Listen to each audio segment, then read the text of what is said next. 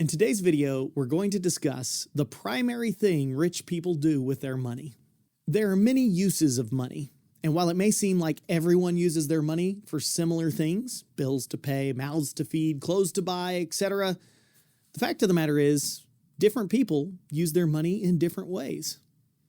I come from a middle-class family that used money to pay bills and build credit.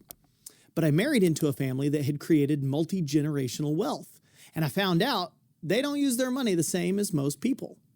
At first, I thought, well, of course they use their money differently. They have more of it. If I had more of it, I'd like to think I'd use my money like they do. But then I learned rich people don't use their money differently because they have more of it. They have more of it because they use their money differently. So what is it rich people do with their money that is so different than everybody else? To know this, you have to understand three uses of money. Money is used as a store of value. It is used as an exchange of value, and it's used as a unit of value, or I like to call it a generator of value. People who focus primarily on saving money are people who use their money primarily as a store of value. The higher the savings, the richer they feel. The problem is, the value of money is always decreasing. So to store value by saving money, you'd have to continually work to make more money. The Bible actually warns against this idea when it says, "There is that withholdeth more than is meet, but it tendeth to poverty." That's Proverbs 11:24. This means saving too much will actually make you poor. Why is this true? Because God said it is, but also because money is constantly losing value. We call that inflation. So if all you do is save money, there's a chance you'll end up poor. Guess what? Saving is not what rich people do with their money. Sure, they may have some savings, but a store of value is not their primary focus. They think about their money a little differently. People who focus primarily on building credit are mostly concerned with the exchange of value that money can provide. They use their money to get approved for credit cards so they can increase their purchasing power. They buy stuff with their credit cards and they pay their credit cards off so that they can be approved to buy more stuff.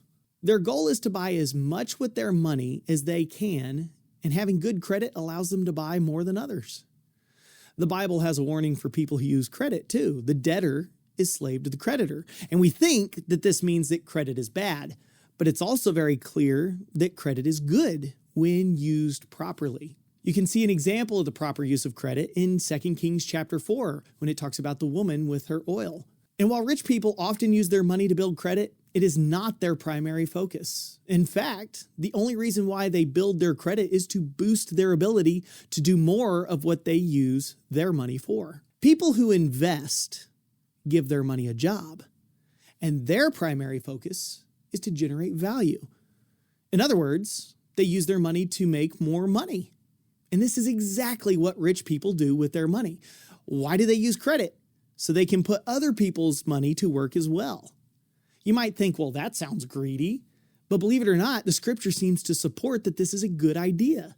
Joseph used the wealth of Egypt to increase the wealth of Egypt. People think all he did was he saved a bunch of grain, but he had to first invest in building storehouses for that grain.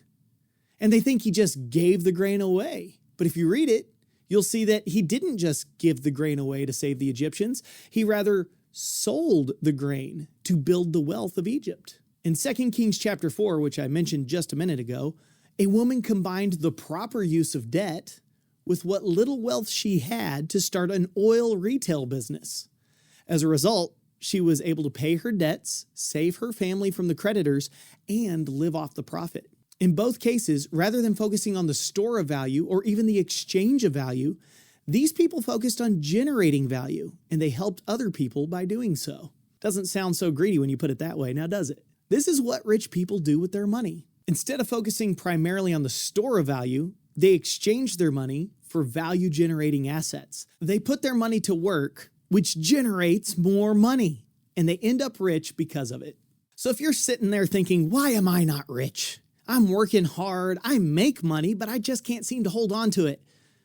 Well, maybe you need to do what rich people do with their money and think about money the way they think about it. Instead of focusing on its store of value or its exchange of value, put your money to work and make it generate value. That's it for today. If you enjoyed this video and you want to learn more, check out the links in the description below. We'll see you next time, and then we'll see you in the market.